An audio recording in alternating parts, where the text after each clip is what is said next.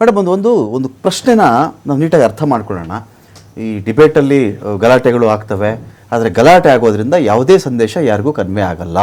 ಇಬ್ಬರು ಜೋರ ಕಿರ್ಚಾಡ್ತಿರ್ತೀರಿ, ಅವರು ಜನ ಏನು ಅರ್ಥ ಆಗ್ತಿಲ್ವ ಅಂತ ಅನ್ಕೋತಾರೆ. ನನ್ನ ಪ್ರಶ್ನೆ ಇಷ್ಟನೇ ಇಲ್ಲಿ, ಈಗ ವಿಜಯ್ ಅವ್ರದ್ದು ಯಾರ್ದೋ ಜೈನರದ್ದು, ಸಿಖ್ರದ್ದು, ಕ್ರೈಸ್ತರದ್ದು ಒಂದು ಆಸ್ತಿಯನ್ನು ವಕ್ಫ್ನವರು ನನ್ನ ಆಸ್ತಿ ಅಂತ ಕರೆದ್ರು. ಅವ್ರು ಬಂದು ನಾನು ಹೋಗ್ಬಿಟ್ಟು ವಕ್ಫ್ನವ್ರ ಮುಂದೆನೇ ಹೋಗಿ ನ್ಯಾಯ ಕೇಳಿದ್ರೆ, ಅವ್ರದ್ದೇ ಟ್ರಿಬ್ಯುನಲ್ ಮುಂದೆ, ಅವ್ರದ್ದೇ ಜೂರಿ ಮುಂದೆ ನಾನು ಕೇಳಿದ್ರೆ, ಇರೋಬರಲ್ಲ ಸಾಬ್ರು, ಇರೋಬರಲ್ಲ ಮುಸ್ಲಿಮರು, ನನಗೆ ನ್ಯಾಯ ಕೊಡ್ತಾರವರು, ನಾನು ಕೋರ್ಟ್ಗೆ ಹೋಗ್ತೀನಿ, ನನಗೊಂದು ಅವಕಾಶ ಸಿಕ್ತಿ, ಕೋರ್ಟ್ಗೆ ಹೋಗಿ ಅಂತ ಈ ತಿದ್ದುಪಡಿ ಹೇಳ್ತಾ ಇದೆಯಪ್ಪ, ಇದು ತಪ್ಪಾ ಅಂತ ಅವ್ರ ಪಾಯಿಂಟ್. ಅಷ್ಟೇ ಸರ್, ನನ್ನ ಪ್ರಶ್ನೆ ಕರೆಕ್ಟಾಗಿ ಮಾಡಿದ್ದೀನಿ. ಟ್ರಿಬ್ಯುನಲ್ ಏನು ಅನ್ನೋದನ್ನ ಒಂದು ಸ್ವಲ್ಪ ಎಕ್ಸ್ಪ್ಲೇನ್ ಮಾಡ್ಬಿಡ್ತೀನಿ. ಟ್ರಿಬ್ಯುನಲ್ ಅಲ್ಲಿ ಒಬ್ರು ಜಡ್ಜ್ ಇರ್ತಾರೆ, ಯಾರು ಲಾನ ಓದಿ ಜಡ್ಜ್ ಆಗಿರ್ತಾರೆ, ಆ ಜಡ್ಜ್ ಇರ್ತಾರೆ. ಮತ್ತೆ ಯಾವ ಧರ್ಮದವರು ಆಗಿರಬಹುದು, ಎರಡು ಹೆಸರು ಕೊಡ್ತೀನಿ.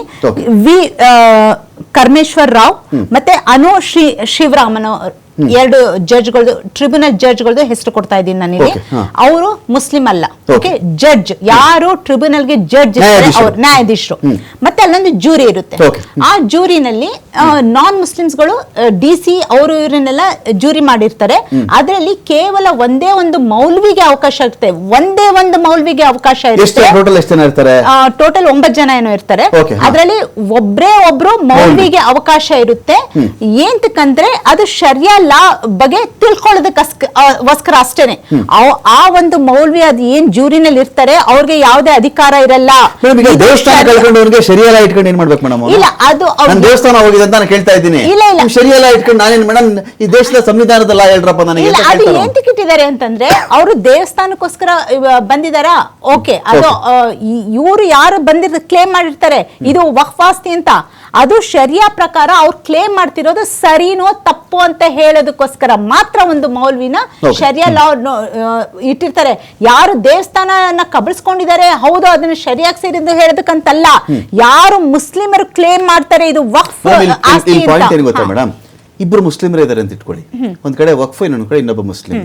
ನೀವೊಬ್ಬ ಮುಸ್ಲಿಮ್ದೇ ಆಸ್ತಿನ ಕಬಳಿಸ್ಕೊಂಡ್ಬಿಡ್ತು ವಕ್ಫ್ ಅಂತ ಅಂದ್ಕೊಳ್ಳೋಣ. ಆ ಮುಸ್ಲಿಂ ಓಡ್ ಬರ್ತಾನೆ, ಅವ್ರು ಶರಿಯಲ್ಲಾದ್ರೂ ಇಟ್ಕೊಳ್ಳಿ, ನೀವು ಯಾಲಾದ್ರೂ ಇಟ್ಕೊಂಡು ನೀವೇನ ತೀರ್ಮಾನ ಮಾಡ್ಕೊಳ್ಳಿ, ಅದು ಮುಸ್ಲಿಂ ನಡುವಿನದ್ದೇ ಜಾಗದ ವಿವಾದ. ಅದು ಇನ್ಯಾರೋ ಧರ್ಮದವನು ಬಂದಾಗ ಶರಿಯಾ, ಮೌಲ್ವಿ ಈ ಲಾನೆಲ್ಲ ಕೇಳ್ಕೊಂಡಾಗ ಆ ಮನುಷ್ಯನಿಗೆ ಆ ಫೀಲ್ ಗುಡ್ ಫ್ಯಾಕ್ಟರ್ ಇರುತ್ತಾ, ನನ್ಗೇನೋ ನ್ಯಾಯ ಸಿಗುತ್ತಪ್ಪ ಇಲ್ಲಿ, ಎಲ್ಲ ಇವರೇ ತುಂಬಿಕೊಂಡಿದ್ದಾರೆ, ಆ ಒಂದು ಅಭದ್ರತೆಯಲ್ಲಿ ಇರುವ ಮನುಷ್ಯ ಅಂತ. ಯಾಕಂದ್ರೆ ಇವಾಗ ಲಾಯರ್ಗಳು ಇರ್ತಾರೆ, ಅವರು ಕೇಸ್ನ ಮಂಡಿಸ್ತಾರೆ, ಅದು ಜಡ್ಜ್ ಫೈನಲ್ ಮಾಡ್ತಾರೆ. ಮತ್ತೆ ಯಾರು ಹೋಗ್ಬಿಟ್ಟು ಇವಾಗ ಇದು ವಕ್ಫ್ ಆಸ್ತಿ ಅಂತಂದ್ರೆ, ಅದು ಹೌದು ವಕ್ಫ್ ಆಸ್ತಿಗೆ ಒಂದು ಕಾನೂನು ಇದೆ, ಒಂದು ಲಾ ಇದೆ, ಶರಿಯಾ ಲಾ ಇದೆ. ಈ ತರ ಇದ್ರೆ ಅದು ವಕ್ಫ್ ಆಸ್ತಿ ಅಂತ ಒಪ್ಪಬಹುದು ಅಂತ. ಸೊ ಅದು ಸರಿನಾ ತಪ್ಪ ಅಂತ ಕೇಳಿದಕ್ಕೆ ಬರೀ ಅವ್ರದ್ದು ಒಪಿನಿಯನ್ ತಗೊಳ್ಳೋದಕ್ಕೆ ಇದಾರೆ ಹೊರತು ಅವರಲ್ಲಿ ಯಾವುದೇ ತೀರ್ಮಾನ ಅಭಿಪ್ರಾಯಕ್ಕಷ್ಟೇನೆ ಇರೋದು. ಮತ್ತೆ ಅಷ್ಟು ಇರ್ತಿರ್ಲಿಲ್ಲ ಅಂತಂದ್ರೆ ಇವಾಗ ಇವ್ರು ಹೇಳ್ತಾ ಇದ್ದಾರೆ ಮೇಡಮ್, ಇದ್ರ ಮೇಲೆ ಯಾರಿಗೂ ಒಬ್ಬನಿಗೆ ಸಮಾಧಾನ, ಯಾರಿಗೂ ಒಬ್ಬನಿಗೆ ಅಸಮಾಧಾನ, ಇದ್ರ ಮೇಲೆ ಕೋರ್ಟ್ಗೆ ಹೋಗ್ರಪ್ಪ ಅಂತ ತಿದ್ದುಪಡಿ ಹೇಳ್ತಾ ಇದೆ. ಈಗ ಏನೋ ನಿಮ್ಗೆ ಸಮಾಧಾನ ಆಗ್ಲಿಲ್ಲ ಅಂದ್ರೆ ಕೋರ್ಟ್ ಬನ್ನಿ ಅಂದ್ರೆ, ಸೀಮಾ ಮೇಡಮ್ ಏನ್ ಪ್ರಾಬ್ಲಮ್ ಇದ್ರೆ ನಾವ್ ಹೇಳ್ತಾ ಇರೋದು ಅದನ್ನೇ, ಕೋರ್ಟ್ ಹೋಗೋದಕ್ಕೆ ನಮ್ಮ ಅಭ್ಯಂತರ ಇಲ್ಲ. ಈ ಕೋರ್ಟ್ ಬನ್ನಿ ಅಂತ ಹೇಳ್ತಾ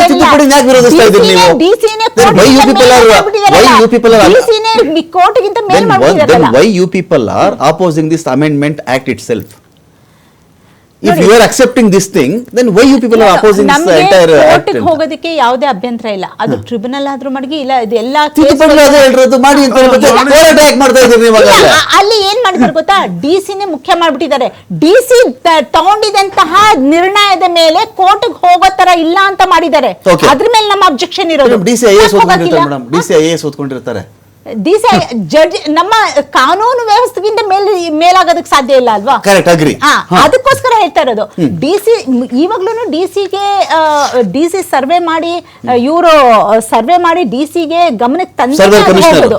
ಸರ್ವೆ ಕಮಿಷನರ್ ಸರ್ವೆ ಮಾಡಿನೇ DC ಗಮನಕ್ಕೆ ಹೋಗಿನೇ ಅದು ಕೋರ್ಟ್ಗೆ ಹೋಗೋದು. ಸೊ ಇಲ್ಲೇನ್ ಮಾಡ್ಬಿಟ್ಟಿದ್ದಾರೆ, ಕೋರ್ಟ್ಗಿಂತ ಮೇಲೂ DC ಪವರ್ ಕೊಟ್ಬಿಟ್ಟಿದ್ದಾರೆ. ಇವಾಗ ಇಂತಹ DC ಯಾವಾಗ ಪಕ್ಷಪಾತಿ ಆಗ್ಬಿಡ್ತಾರೆ ಅಂತ ನಿಮ್ಮ ಹೌದು, ನಿಮ್ಮಿಂದ ಕಂಟಿನ್ಯೂ ಮಾಡ್ತಾರೆ. ಚರ್ಚೆ ಮತ್ತೆ ಮುಂದುವರಿತು.